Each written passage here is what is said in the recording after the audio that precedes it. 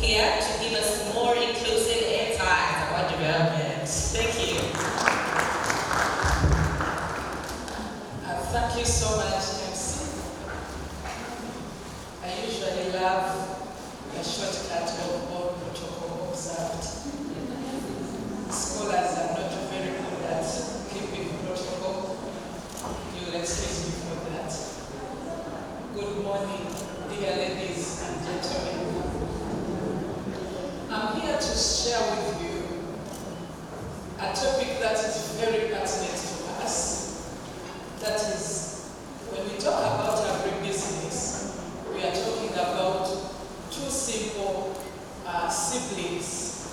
We are talking about agriculture, and we are talking about how to convert that agriculture into economic ventures. And to make it more interesting, we are interested in bringing women on board.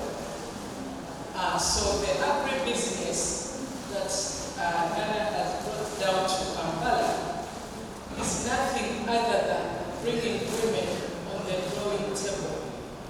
Women, according to the recently concluded census, we were more than 50% of Ugandans population. And it's even less surprising when I tell you that 80% of the agricultural labor force is owned by women. When you visit the households in Uganda, households headed by women, 87% of those are into agriculture. I think the story is still true to date, that agriculture is the backbone of our country. Majority of the households in Uganda are surviving off agriculture. We have also agreed that a great percentage of the women in agriculture are not benefiting as much as they should be, for the obvious reasons that they are tilling the land, but with a lot of challenges. The speakers that have gone before me have already reiterated the fact that access to land is a problem for women. And I think this is not coming in as a surprise because of the gender norms that we know are existing. Most of our cultures have decided to limit ownership of land to the women. Why? Because we live in a patriarchal society where power lies with the male heads and it's passed on to the male heirs.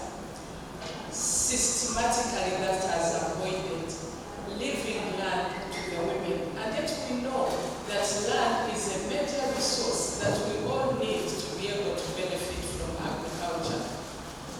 When we talk about other resources that we need to make agriculture more profitable, we then talk about capital, we talk about funds, access to the financial resources, and not many of our banks are going to listen to the stories of extending credit to the farmers, most of the female farmers who do not have security in terms of land.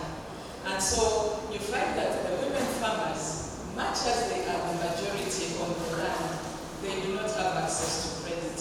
When we talk about technology, in this era where we are talking about climate change, where we need to adopt climate smart agriculture, we have a lot of resources, a lot of technologies that are available to support